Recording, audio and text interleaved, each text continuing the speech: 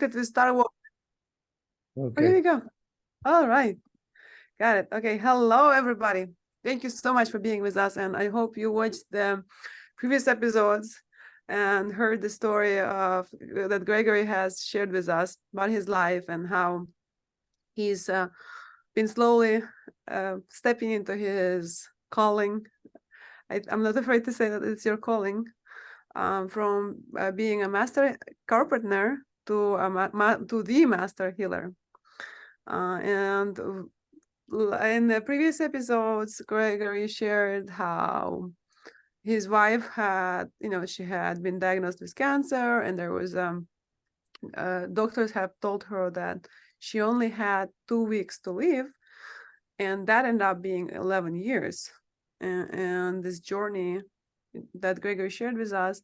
Now, today, I would love to, first of all, Gregory, hello, good morning to you. Good morning. Good to be here again. Thank you so much. Thank you. Thank you for being here. It's an honor. And I always receive so much healing from conversations with Gregory.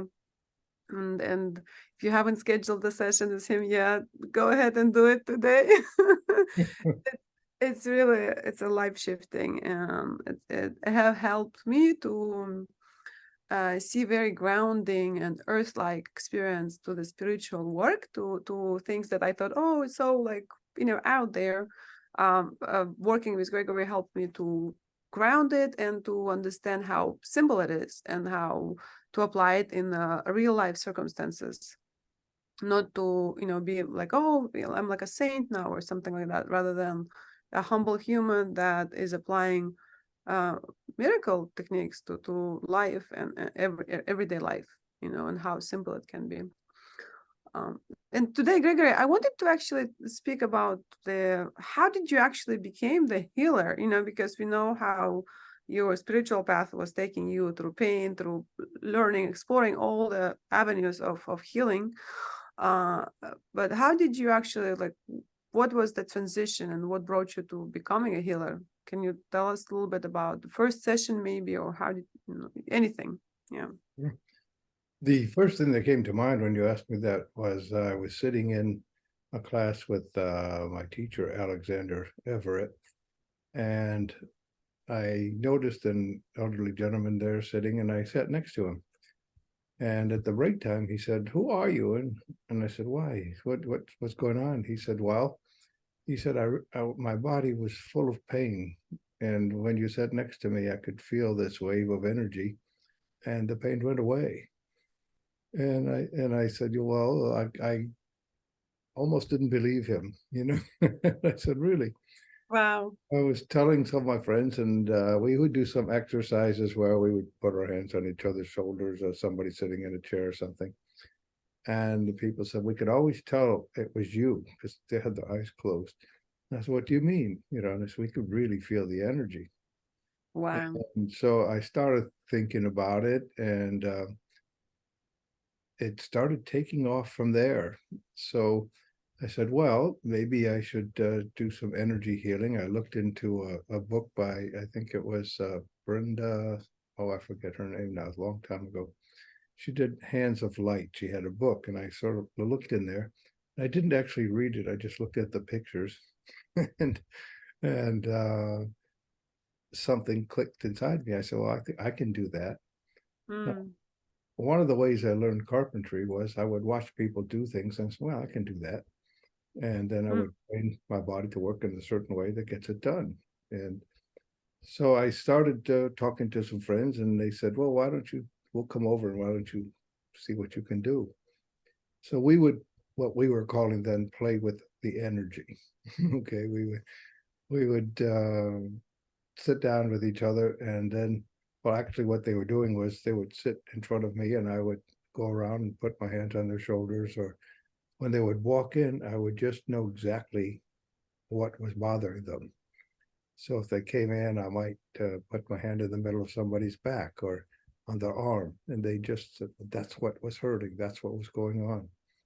So I thought, this is what I was looking for. This is how, this is what I was trying to find out. But I didn't actually have somebody say one day, oh, you're a healer. except for the time I told you about when I first met Alexander, when he grabbed both my hands and said, you know, stop whatever you're doing and get on with your healing gifts. But at that time, it was really early in the game. I just didn't believe it. That started coming back to haunt me. And I said, well, maybe I better really keep going on this. This is what I was doing. It was as though a part of me, the physical part of me, said, well, I can't do this.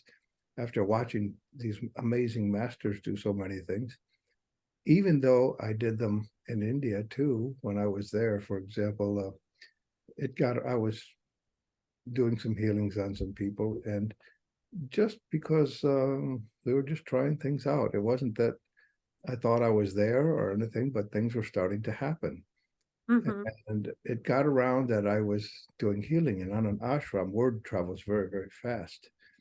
And even now, the time frames of all these things are a little blurred for me, but I started doing some healing on some people, and then somebody said, well, look, there's this woman, she really needs a healing. Could you go over and see what you could do? And I went over there, and it looked like she was pregnant. She was a young girl, maybe in her late 20s, something. And I actually thought she was pregnant. It turned out it was just a big cancer in her abdomen. And so when they told me that, I said, oh boy, you know, so I started doing healing work on her. And just before I started doing the healing work, he said, well, look, I want to compensate you. And he held up this diamond ring. He said, I want to give this to you. And he said, why don't you hold it for a minute and see what you think? So I grabbed a hold of it and I put it in my hands like this to feel the energy, and I threw it up in the air instantly. It was as though every horrible thought in the world struck me. And I threw it up in the air, and I remember watching it bounce across the concrete. And I thought, boy, maybe it's going to break. He's going to be upset, you know. And he confided with me later, everybody that has owned this ring has died an untimely death.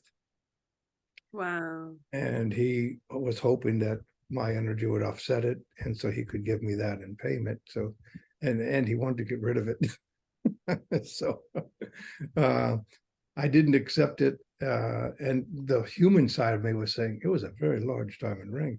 Human side is, well, just take it and sell it, you know, things like that. But that energy was so powerful, I didn't want to get anywhere near it. It really scared me, to tell you the truth. I'd never experienced something like that before. And so I turned to do some healing work with this young lady, and I could feel the pulsing of this, what I would call negative thought forms, the entities that had taken over her body, and her mind was in a state of hopeless. Okay, Wow. and that really struck me too. I could see it in her eyes. She had given up all hope. And boy, it's really coming to me, because one of the programs I put together was Get Out of Pain Now. And as many, many years later, I did that. And the byline was, I work with women 30 to 60 years old who have given up, who are in pain and have given up all hope. And I realized that that woman was the one that gave me the name for that program. I just actually kind of got onto that right now, because that's what was happening. People had no hope, and then they would call me and we would get them out. So that Wow. was really what was happening. Now, when you think about this, it's our mind that determines our realities. And it's, when you said earlier, it's such a simple thing. Well, that's a very simple thing to say, isn't it? You know, it's our mind that determines our reality. See, we have an essence occurring in our bodies. The essence comes into some kind of thought. The thought comes into some kind of words, and then we speak it into reality. This is creation. Okay. Scientists will look at when they looked into quarks and bosons, you know, like breaking down atoms and molecules, and they would get into this tiny, tiny molecules that only existed when they were looking for them. As soon as they stopped looking for them, they disappeared from the screen. And something clicked inside me, said, that's creation. If we're looking for something, we can create it and find it. Our unconscious mind or our higher mind, if you will, or what I like to call, and many people call, our I am presence, which is our etheric body, which is the bridge that connects us to what the all of the everything, or what people call the unknown. The truth of the matter is, it's really known, but it's cloaked under a great number of limiting thoughts that we are trained to have when we grow up. So those stop us from getting into our hearts and really realizing that we have the power to do just about anything. We are the most powerful beings. Coming back to that woman in India, you see, once her doubts started taking hold and her negative thoughts that she couldn't heal, that this was something that nobody can do anything about, she slipped into this place called hopelessness, and then her brain is supporting the illness. Mm-hmm. Entities that, which I would call negative thought forms, feed on fear. Mm-hmm. That's their food. So once we get into this area called fear, we're now feeding whatever it is that's ailing us. Mm-hmm. And then it turns into hopelessness, despair. The energies and the frequencies drop. When they drop below like 25 HC, then terminal kinds of illness take hold. The body Mm. recover very easily. 25 HZ? Yeah, it's a term just used to measure very low frequencies. Right. Um, But like I heard C, so I wanted to no, clarify no, H, HD. like kilohertz we call it in Russian. I don't know what it's called in English. Yeah, it's HDZ. Okay, Uh-huh. HD. So so one of the things that we do in healing is raise vibrations. We're raising the frequency. Just like the fellow said when I sat next to him, see, my frequency was raising so high because I had this underlying driving force to save my wife's life. Then my frequency, I kept building on it and building on it and building on it to the point it was creating a field around me. Mm-hmm. I think you mentioned it last time, and I didn't. I'd also like to add something from myself as my perspective and view, and not necessarily truth, but my truth that I see is that that kind of frequency you don't build with one lifetime. You build it with being master healer in other lifetimes and then bringing it into reality, just memory of it. So you must have lived so many lifetimes in order to go through so many experiences and being able to create that field in the previous lifetimes in order for your field in this lifetime becomes so strong. Like you have, like I'm confident in that, meeting so many people that the less lives soul have had, the less stronger their energetical field is. But your presence, because of the presence in life so many times, I think it's like that's why the Sai Baba touched you, because he saw you for who you were as a soul, as a divine being, as the spirit that we are inside of the physical body that only is so many years old. But I think is and I'm just trying to explain, I guess, or show my perspective to the viewer, that they see how I see it, because they might play with that too and understand that it's not just you go and one month in India and it changes your whole life to becoming a master healer. No, I don't believe that. Like, you have to work through it, and then that's how it happens, through Yeah, doing good deeds in many lifetimes. yeah. I But had to go yeah. through a lot of different trainings before I could even comprehend being in India. I was Mm. already Alexander was going to his classes, and I remembered how I actually the moment that I decided to go was I was sitting in his class, and he showed a picture of Sai Baba, and it was only about an inch by an inch. He just carried it in his wallet. And I was Wow. sitting in the back of the room, and I saw it very clearly. And I thought, well, that's odd. I can see this very clearly. I can see the face. It's only like an inch big, and I'm like 30 feet away. And then as I thought that, this light just came right out of that picture and hit me right in the third eye. So I told Alexander, I said, what had happened? And I was still kind of skeptical here now. And he said, well, he's got a message for you. And that night I had a dream about him, and I could see his whole body. He only had a picture of his head, And Wow. he's going No. like this. He's kept going like this. So the next morning I saw Alexander and I said, well, I told him I had a dream. He said, he's telling you to come. So you Uh, decide to go to see a master, they call you. The master finds you, and wow. then you go. It took me 3 years after that to actually go because I When the student is ready, the teacher shows up. very well, and my 3D mind, my macho, construction mind, I just couldn't let it come in completely. I was still learning to let go of all the things that well-meaning but ignorant people had taught me. Like you should Mhm, do this, you can't do that, you've got to be this, you've got to, go out there and a good man works hard and good man never shows this feeling. Just all these ridiculous distortions.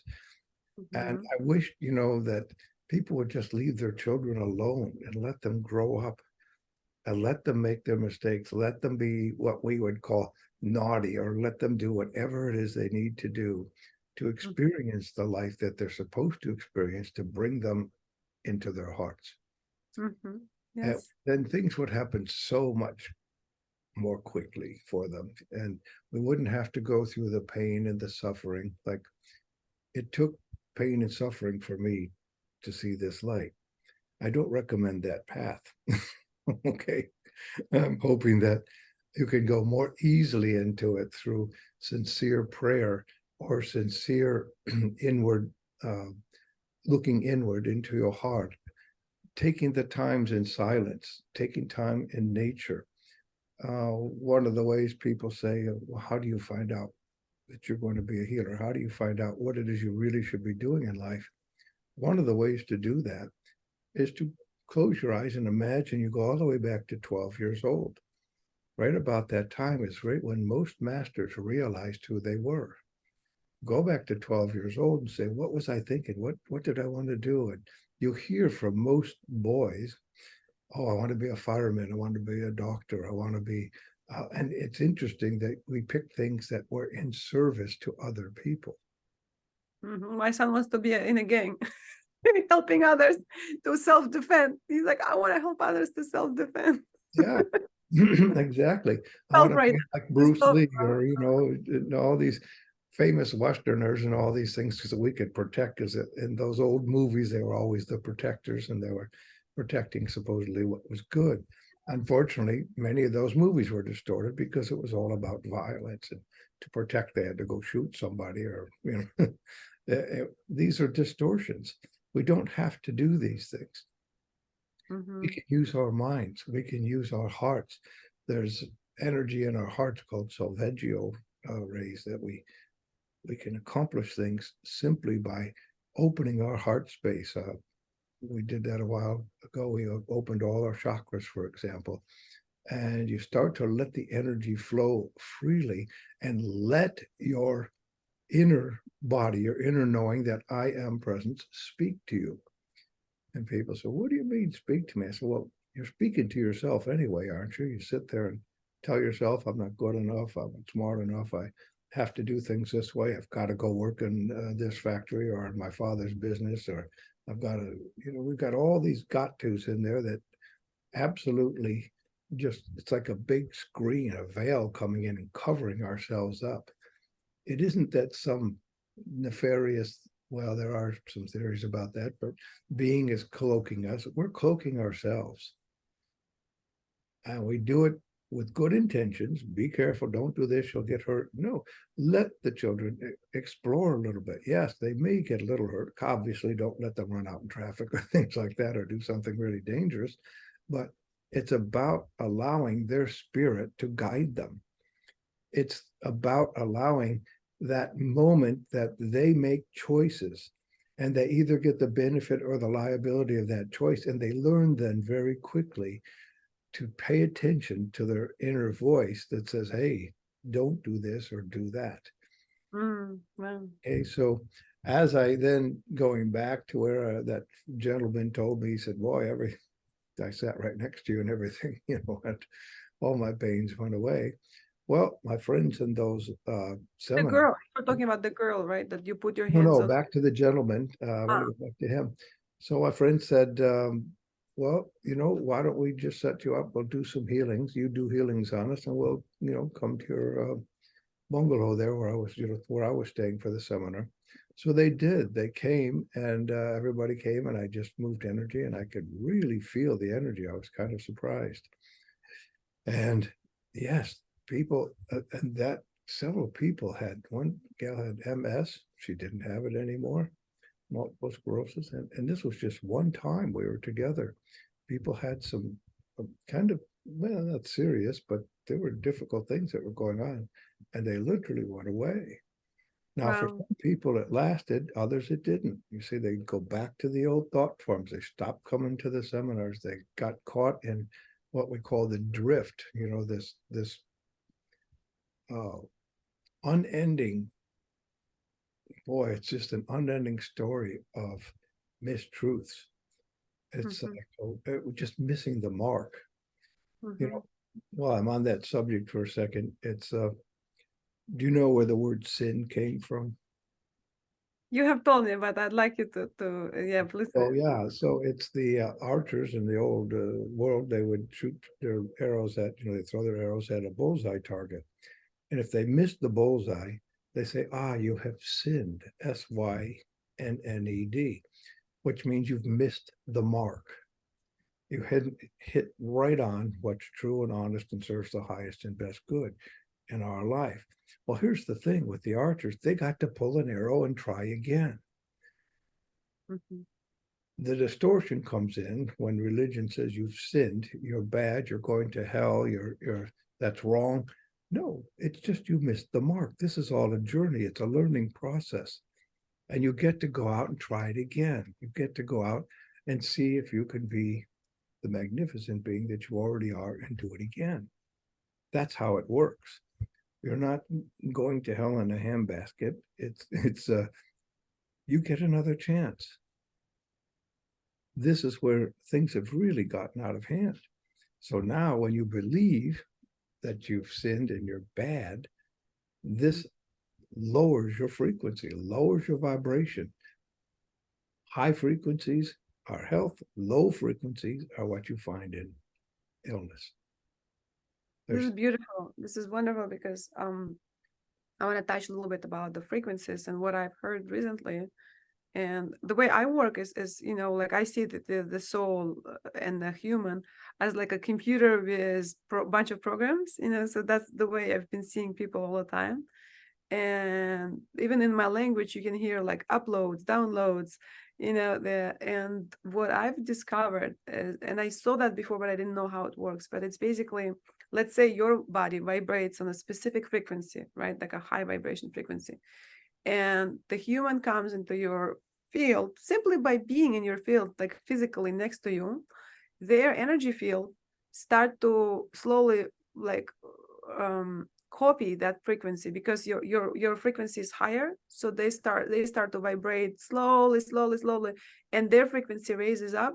In order, it's kind of like if you take a bowl, a big large bowl, and next to it you'll put smaller bowl, and you hit the big ball that creates a sound. So then the smaller ball starts to vibrate with the sound, even though you didn't touch it, just from the vibration. So they usually like the way the if you like someone's energy, if you feel like their energy is stronger, higher vibration, the something that you would like to pick on, it's almost like you don't have to talk to them. You just can be in their field, sit next to them, or like like you put your hands on a person.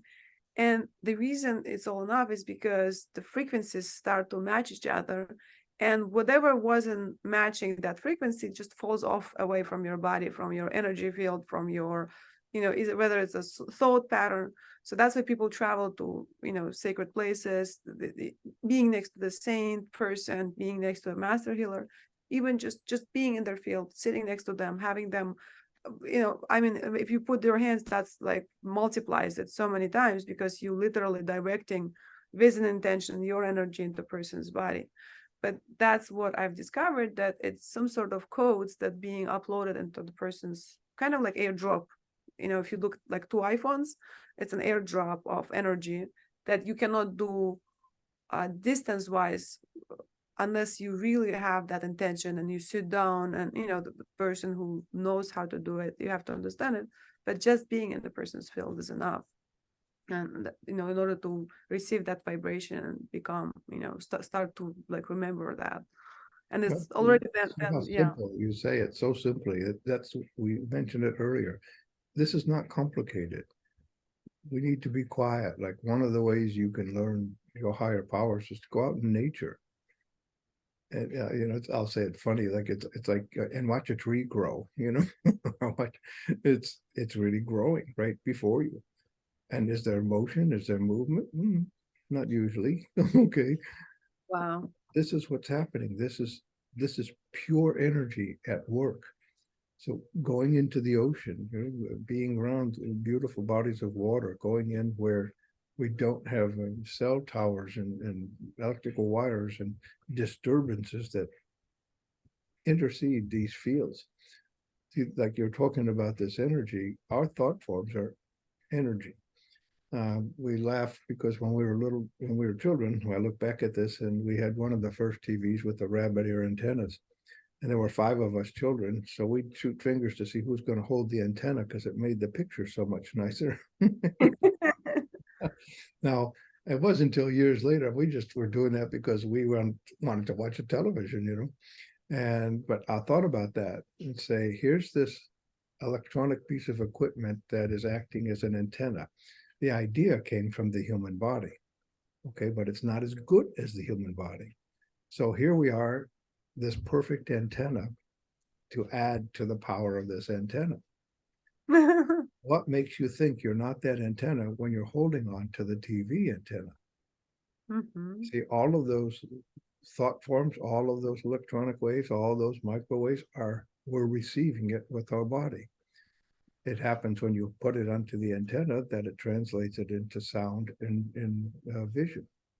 Mm-hmm. You see, so we have that ability. It's here. That's who we are.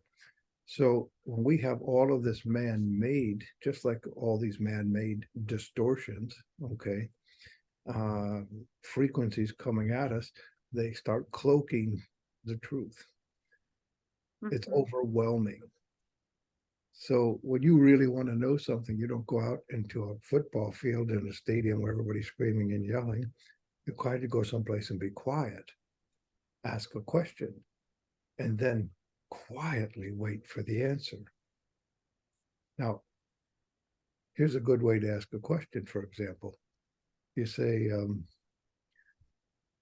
why can't I be successful? That's not a good question, because then your brain will put together why you can't be successful. Mm-hmm. Say, how can I be more successful? And then sit and be quiet. And you might hear, go take a drive. Or you might hear, go walk in the woods. Or you might hear, call so-and-so, a friend of yours that you haven't spoken to maybe in a while. Or you might even hear exactly what it is that you're working on to do it. But you've got to tap in. So you don't listen to all these outside noises. Allow your body to speak to you. It has the wisdom to put all of the knowledge of the universe together. As I've mentioned before, every cell in your body has all of the knowledge of the universe. So where do you want to look for the answer? It's a much smaller space than trying to find it outside your body. This is very powerful. This is like one of the probably biggest techniques that people use, and it's the probably most difficult one. It's so simple, and this is why it's so difficult, because people don't, unfortunately, don't people used to not give enough time to sit down and hear themselves and just trust your inner voice, trust your inner self, trust what's happening in the head is the reality, and then not disregard whatever you just heard and say, oh, I'm just making stuff up, I don't know which one is true. But hear that first thought and grab onto that as if it was the most real thing you can receive. It's like so valid, and Yeah, this is the really key. This is the key. sure. And often it's contrary to what we've been taught. So we don't want to do it. Here's an example. It's a difficult one, but working with people that have been down this path, they know that they can heal themselves. They understand the energies. but then they're diagnosed with something like cancer. They go into the hospital, and it's so pervasive that chemicals and radiation and medication is what does the job. And the entire hospital is set up that way. So you've entered into a thought paradigm that doesn't speak to natural healing. You see, it Mm. speaks to synthetic healing. And sometimes that can work, most often it doesn't. People have We have gotten people out of cancer. I mean, they just we've mitigated the symptoms, multiple sclerosis. I Um, haven't met a single person that said, "Oh, I went, I got cancer and then I got healed by chemotherapy." well, I actually have heard and seen people who have, like, personally seen people who have cured cancer inside themselves, or through help of healers. But I haven't met a single person that says, "Oh, yeah, the chemotherapy helped." yeah. Well, A long life, maybe a little bit, but not help like to cure it. yeah, it's you're in a thought form that says here's how it has to be done, and you could go there with some of the strongest feelings of natural healing and get overwhelmed by what they do there, and then Mm, fear sets in, which is how it's set up. If you don't do this, you're going to die. If you don't do this, it's going to spread. If you don't do this, here's what you could expect. well, Nothing could be further from the truth. What is true is if you reset your mind. So let's back up a second. Everything that occurs in our life is preceded by a thought, or it just simply can't happen. Now, there is collective consciousness. That's another conversation. But you have to think something to put it into reality. This is the power that we have. So I mentioned before, you can't walk around and say, "Oh, I'm sick of this." So I tell people, say, "I'm well of this," because you're commanding your unconscious mind to make you sick. Why don't command it to make you well? And why is it that people can walk around and don't get sick? They don't entertain the thought. Okay, we don't. Here's how simply the pharmaceuticals would like us to believe. Well, you catch a cold. Well, you don't catch a cold. You create it. You don't take care of your immune system. You go into a place that's infested with other things that we call a cold, and your body becomes infected with it. Who directed that? You have to ask yourself. So, say you're invited to a dinner party and it's potluck and you're supposed to bring the main dish, but you feel pretty bad and you think, "Gee, I don't want to go, but I don't want to let everybody down." And you think, "Gee, I'm coming down with something." We even start programming ourselves. Okay. So we say, "Well, I'm going to honor bringing the potluck dinner. Okay. So I better go." So you go to the door and everybody in there sneezing and coughing. And you have a choice right at that moment. You know you're run down. You didn't get enough sleep or whatever the reason is. You could say, "You know what? I'm not feeling so well. Here's the dinner. I'm going to go back home and rest." Now you just chose to heal. Or you could say, "Well, I'm supposed to do this. I'm going to walk in. They're all coughing and sneezing. I'm not feeling so well. I know my immune system's down." And guess what? You just created yourself, put yourself into a toxic environment, knowing your body wasn't equipped to handle it in the moment. You didn't catch the cold. You created it. mm. That's a powerful thing to think about. So I'm well of that. A much better way to say it. Like I said earlier, we talk to ourselves. "Oh, I'm getting sick. This is what happens when people get sick. I'm going to go take some aspirin or some pills." And instead of, I mean, just watch nature. What happens? Even a dog. You have a dog, they don't feel well. They go curl up in the corner until they feel better. They know what to do. The body needs rest. So they let it happen. We don't do that. We say, "Oh, but I have to go to work, or I have to go to a party, or I have to go to the football game," even though you know your body needs rest. Well, you can offset it and gee, I'm going to get on a soapbox for a second here. It's like I read an article where it said the average breakfast for a college student is like a soda and a Snickers bar or a candy bar. And I thought, what is happening here? You get run down and then get a big shot of sugar. This is not good for the body. This is not honoring the temple, your temple. You've got to honor your temple. And boy, Mm-hmm. I've been through a lot of things in my life where I didn't. I worked very hard. When my body was tired, I pushed it and pushed it and pushed it until sometimes, I mean, I went through years of my life where it would take me 10 minutes to get out of my car and get into the house. I was in such pain. I'd get right up and do it again. Wow. We make up things in our minds. Like, here's the cover story. Oh, a good man works hard. Something goes wrong, even an emotional thing in the house, or so, just work harder. That'll handle it, you know. and something else that I got to even work harder. Pretty soon, I'm working 7 days a week, 24/7. I'm not quitting. I'm doing the physical carpentry during the day. I'm going home, taking care of the family a little bit, which was a lot. My wife was ill at the time, and then I'm having to do my uh, bids for jobs and my paperwork in the evening, and then I'm up again. And for a while, I even had a second job waiting on tables. And then I would do all of my paperwork and then go to bed. I might not get to bed till 1 or 2 in the morning. Had to leave at 6 in the morning, go get to the job. I did that for years. I wouldn't recommend it. Okay. Life is about balance. You've got to stay in balance to stay healthy. So I suffered a great deal, well, in terms of my body. I got to be very strong, of course, because I just constantly was doing heavy construction work, but I still hurt. And it also was put the rest of my life out of balance. You've got career, relationships, you've got home duties, you've got a purpose. Why, apply my purpose someplace. Well, what was I doing? How was I giving back to society? Well, with my service, yes, to an extent, but my mind then was I was working for money. I wasn't working to be in service. I didn't realize that, yes, I was taking a great skill that I had learned. That is being in service. I used my genius talent to be in service to somebody else. Now, I was lucky. I absolutely loved what I was doing.